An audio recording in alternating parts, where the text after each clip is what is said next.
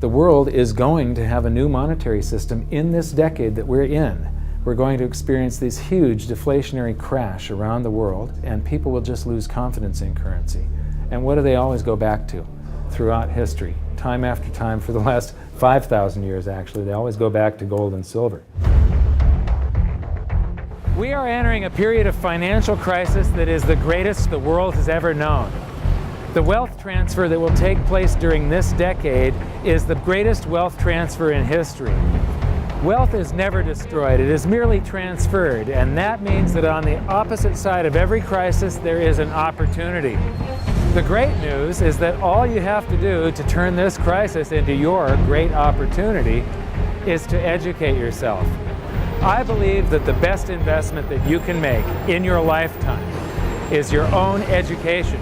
Education on the history of money, education on finance, education on how the global economy works, education on how all of these guys, the central bankers, the stock market, how they can cheat you, how they can scam you. If you learn what is going on and how the financial world works, you can put yourself on the correct side of this wealth transfer.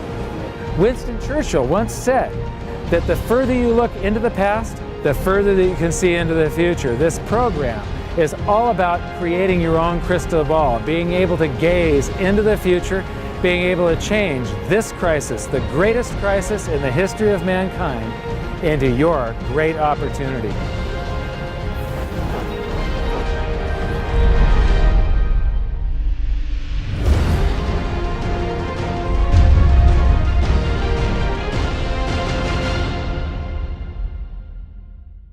So it all started back in 1999 when my sister and I hired a financial planner to help my mother with her assets, and we gave him control of the family's assets, and in the next year and a half he lost 50% of what she had. You know, he would come to us every 6 months, we'd have a meeting, and he'd have this smile on his face, just ear to ear smile, going, "We did really well. The S&P lost 24% and you only lost 18." And so I fired him and I moved all of her assets to cash, and I dove into studying the financial markets, which led me into studying the economy. And when you start reading about the global economy, the people that are concerned with trade deficits and budget deficits, it's the hard money advocates, the gold community. And once I started reading them, they also write about monetary history, and then I really fell in love. Because monetary history just repeats and repeats over and over again, echoing all the way back to the beginnings of civilization.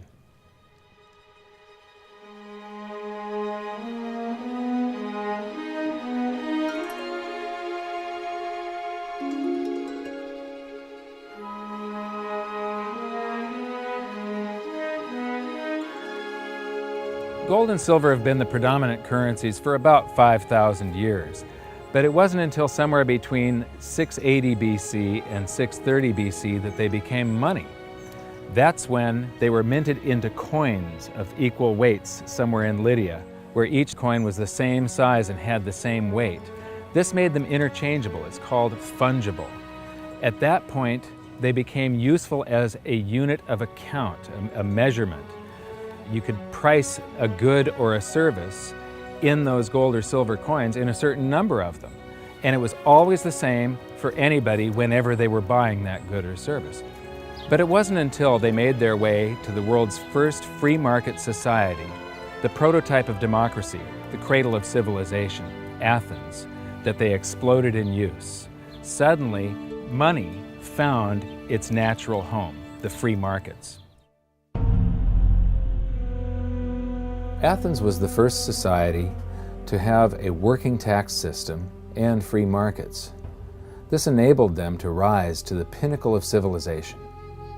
Their prosperity allowed them to create great works of art and achieve a level of architecture and engineering that the world had not yet seen. Here we are 2,500 years later, and people are still in awe of their achievements. It was truly a fantastic period in human history, and the Athens star shone brightly for many years. So this begs the question, what went wrong? how did such a great and powerful civilization fall? The answer lies in the same pattern that we see throughout history: too much greed and too much war. It was when the Athenians got involved in the Peloponnesian Wars, a war with Sparta, that their monetary problems began. First, they lost access to their gold and silver mines. They were also paying armies that were on foot, and they were miles and miles away from Athens. So as they pay their armies to buy goods and services from the local populations, a deflation occurs in Athens because they're sending all of their coinage out of the city. Then they started debasing their coinage to pay for the war. If you take in 1,000 coins in taxes, and then you melt those down, those gold coins, and you mix 50% copper into your gold, now you can mint 2,000 coins. So if you take in only 1,000 coins, but you spend 2,000 coins, what is that called? That is deficit spending. Athens began to do that during this war with Sparta. They also had these great public works, which were very expensive, and they finished the Temple of Athena Nike during the truce in the middle. There was a 6-year truce in the middle of this 27-year war. So they didn't stop their great public works and allow their market economy to heal from the expense of this war. As they debased their coinage, people would take the new debased coins at face value at first, until there were a whole bunch of those. And there's something called Gresham's Law, where people tend to save to keep the thing that's rare, and they spend the thing that's common into circulation first. So all of the gold and silver coins started to disappear from circulation and become quite rare, and it was just these copper coins. Suddenly, it took a whole bunch of copper coins to buy a gold or silver coin, one of those old gold or silver coins. This is the first time that gold or silver ever had a price. Before that, everything was measured in a weight of gold and silver. So a large factor in Athens' downfall was the expense of war, the expansion of empire, the debasement of their currency, the eventual inflation that was caused. You know, they minted these coins until they became nothing but flecks of copper. This was actually the world's first hyperinflation. And what it did was it financially debilitated Athens to the point where in 404 BC they surrendered to Sparta. And eventually they became nothing but a satellite of Rome. The thing that amazes me is how history just keeps on repeating and repeating and repeating, and we never learn from all of our stupid mistakes. We just repeat the same stupid mistakes over and over and over again. Today we are doing the same thing that the Athenians did that caused the loss of their great culture. We're doing the same currency debasement. We're doing the same deficit spending, and it's for the same reasons. It's for war, and it's for great public works. The interesting thing about the Peloponnesian War was how it started.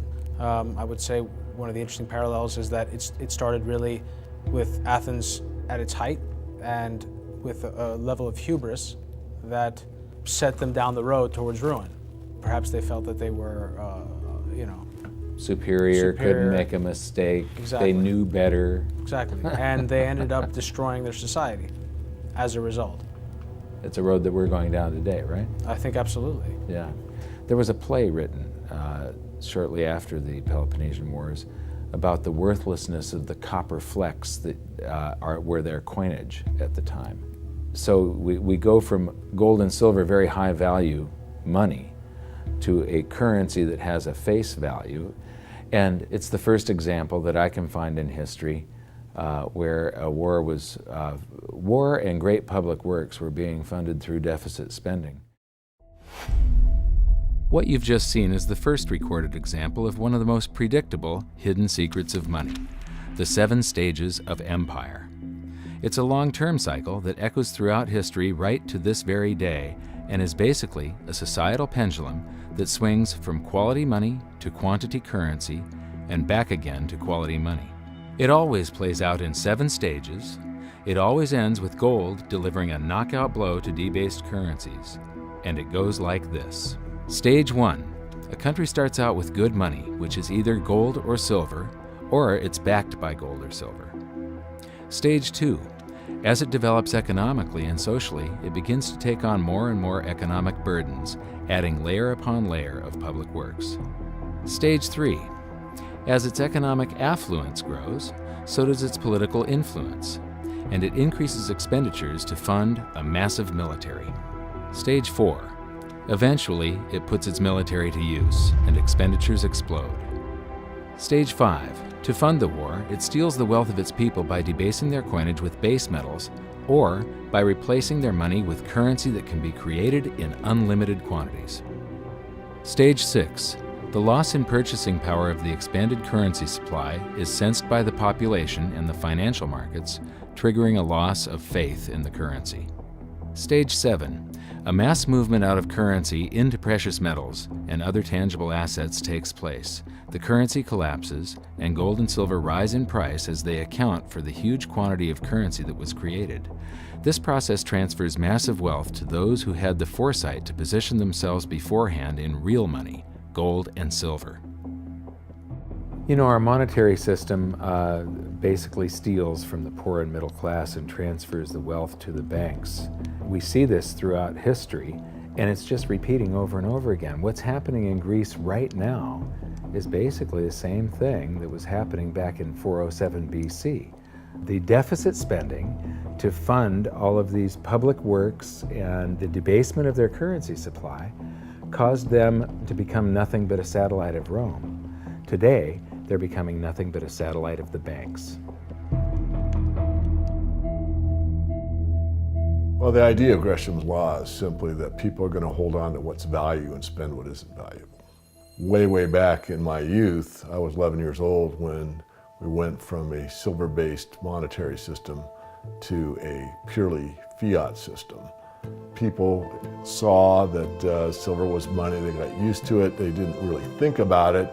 And in 1965, under President Johnson, he basically said, well, silver's too valuable to be money.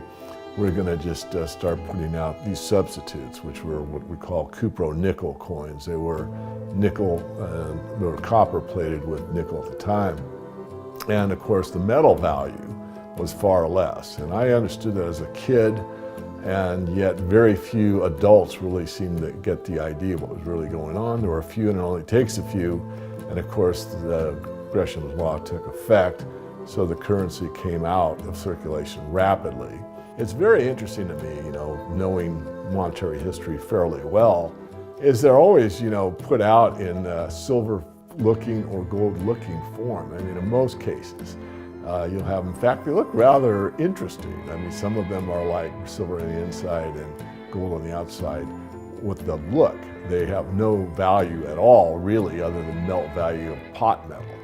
To me, it's sort of at a subconscious level. Why are they making them gold-colored? Why are they making them silver-colored? I think there's an inherent knowledge in the human species that knows that gold and silver have value. So if they look in their pocket and they see something gold-colored or silver-colored, it gives them kind of a warm, fuzzy feeling. And it's like, oh yeah, but there's no value in these coins, really.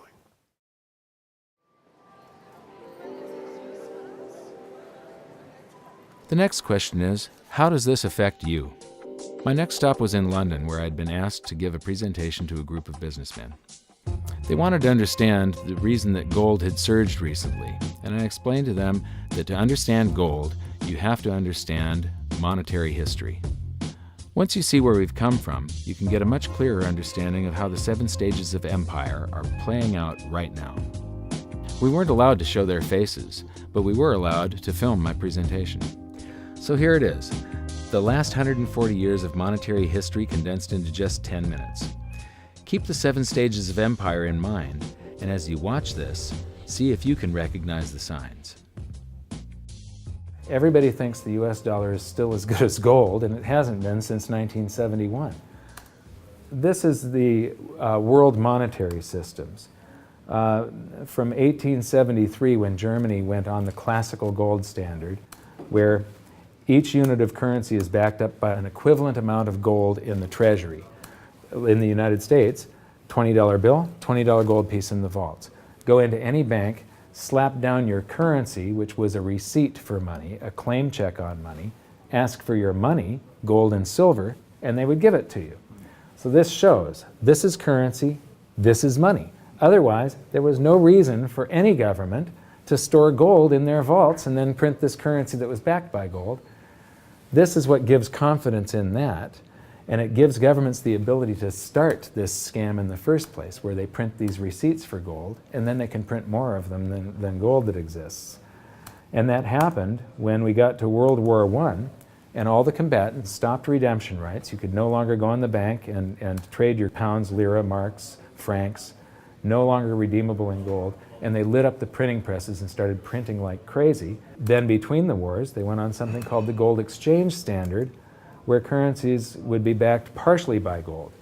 So in the United States, under the Federal Reserve Act of 1913, the Federal Reserve was allowed to put $50 worth of claim checks on gold, currency in circulation, backed up by only $20 worth of gold. So it was a 40% reserve ratio. For every $20 gold piece in the vault, they could put $50 in circulation. We're the dollars of the nation on parade. We're the biggest batch of dollars ever made. Oh, we used to march by millions, but now we march by billions, and maybe we'll be trillions for your dead. We're the dollars. Then we get to 1944.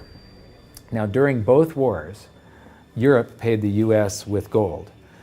During World War I, the U.S. didn't get into the war until the very end of it. We didn't really have troops on the ground here in any quantity until the last 6 months of the war. So for the first 4 years or so, we're selling you, you take all of your young men off of the farms and turn them into soldiers. You take your factories that make toasters and they start making machine guns. Your factories that made cars are now building tanks.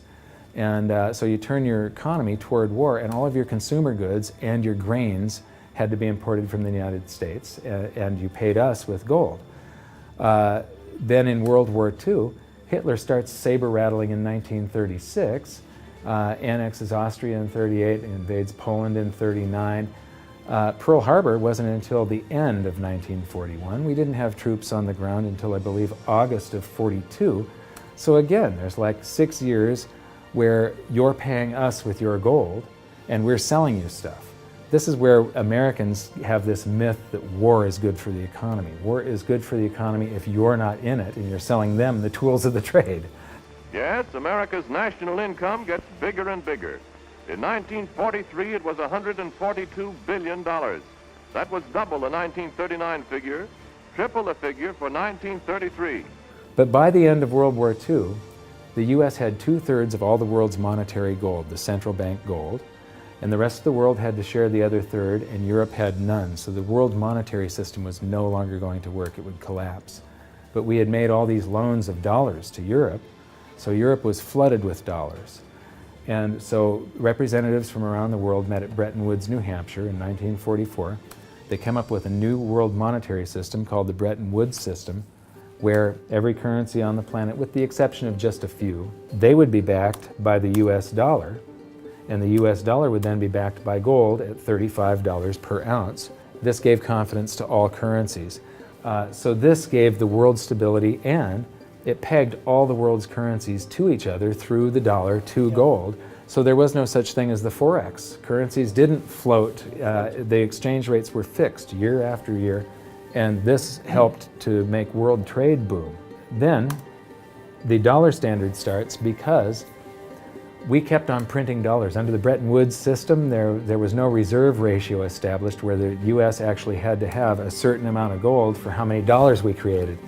So we had done a bunch of deficit spending for Korea, for Vietnam, for Johnson's Great Society, and expanded the currency supply, the amount of paper dollars in circulation, and exported them all over the world.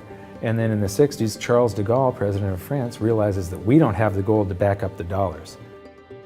Le fait que beaucoup d'États acceptent par principe des dollars au même titre que de l'or entraîne les Américains à s'endetter, et à s'endetter gratuitement vis-à-vis de l'étranger, car ce qu'ils lui doivent, ils le lui payent avec des dollars qu'il ne tient qu'à eux d'émettre. Nous estimons nécessaire que les échanges internationaux soient établis comme c'était le cas avant les grands malheurs du monde, sur une base monétaire indiscutable et qui ne porte la marque d'aucun pays en particulier. Quelle base? En vérité, on ne voit pas qu'il puisse y avoir réellement de critères, d'étalons autres que l'or. And he starts asking, France asks for their gold and trades in the dollars. And at that point, other countries saw this and start jumping on board. And the U.S. lost 50% of its gold from 1959 to 1971. But we still had, in 71, about 12 times more dollars that we had created than there was gold.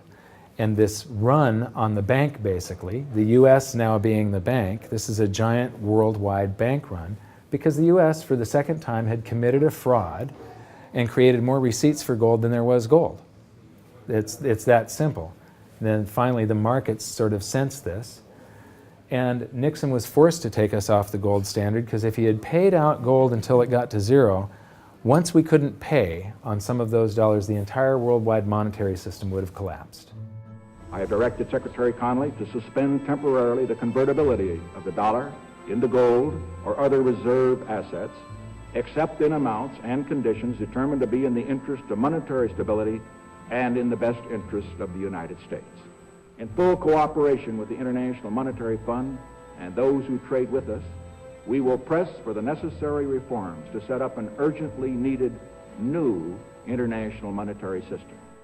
And on August 15th, 1971, all the world's currencies became fiat currency.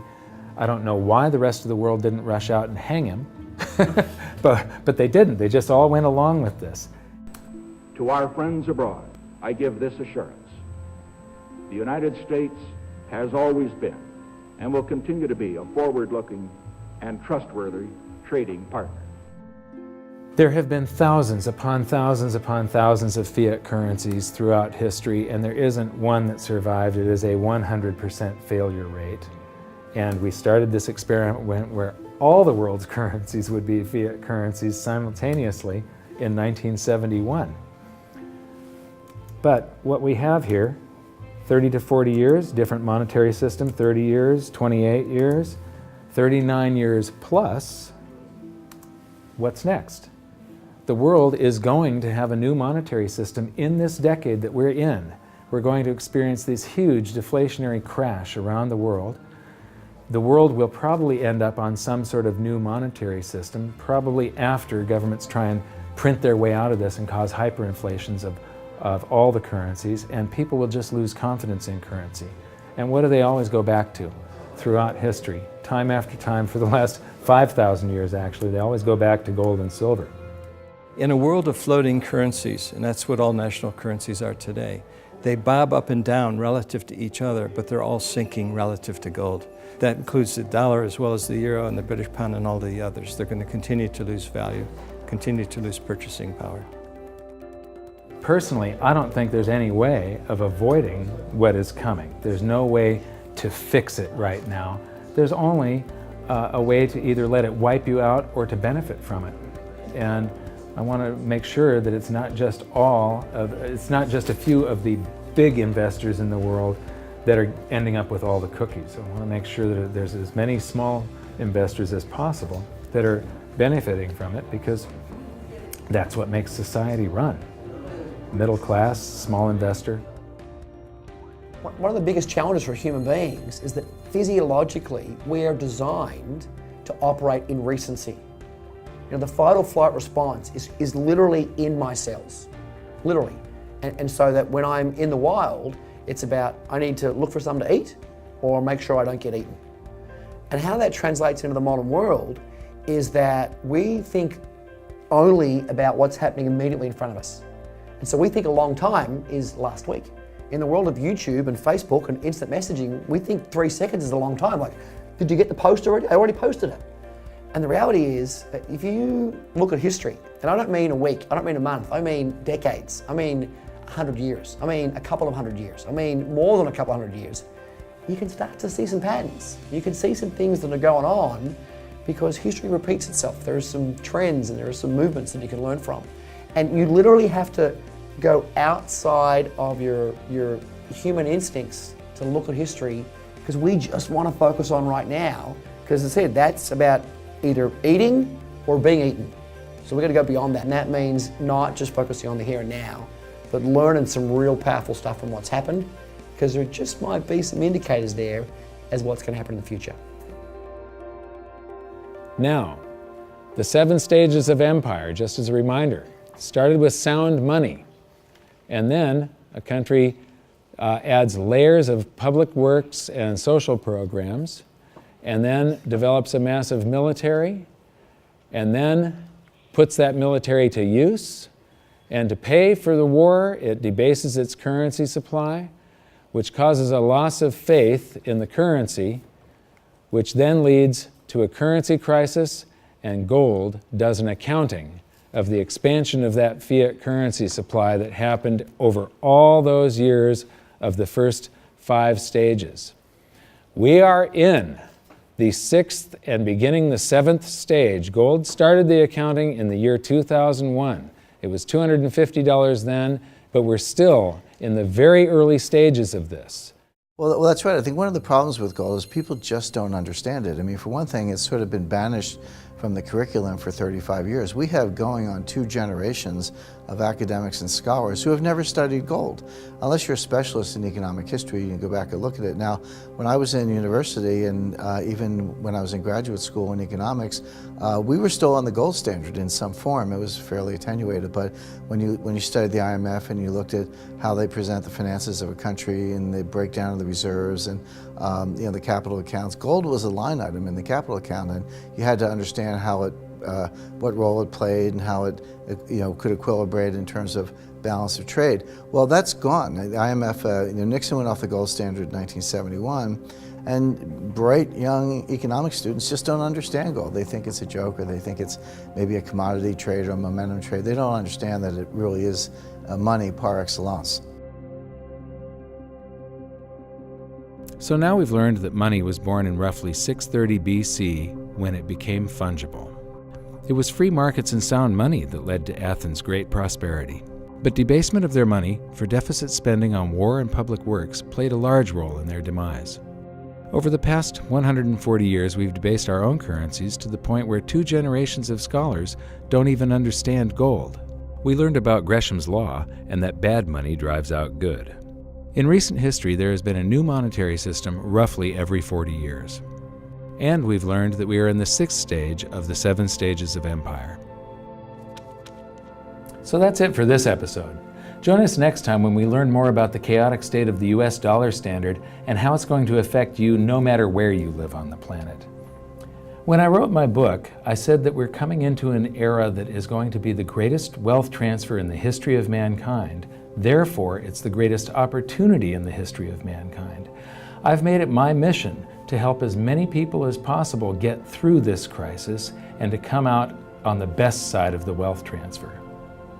I've just finished filming an exclusive presentation titled How the 7th Stage Will Unfold, where I detail what I'm doing personally to prepare for a range of scenarios. It's available at hiddensecretsofmoney.com as part of your free information toolkit. So my challenge to you for this episode is to try and find a single example in all of monetary history of a crisis that was brought on by too much deficit spending, too much debt, and too much currency debasement being solved by more deficit spending, more debt, and more currency debasement. Until then, good luck, and I'll see you at the bonus presentation at hiddensecretsofmoney.com. Thanks. You bet. There is no other side. You either silver and gold or you're doomed. That's exactly the way the world is always working. That's the way it's working right now. Turn on the television, watch the price of gold. Look at the dollar going down, gold's going up, silver's going up. That's exactly the way it's always worked, and it's always worked that way, and it's working that way now. And why is anyone surprised? Why is it?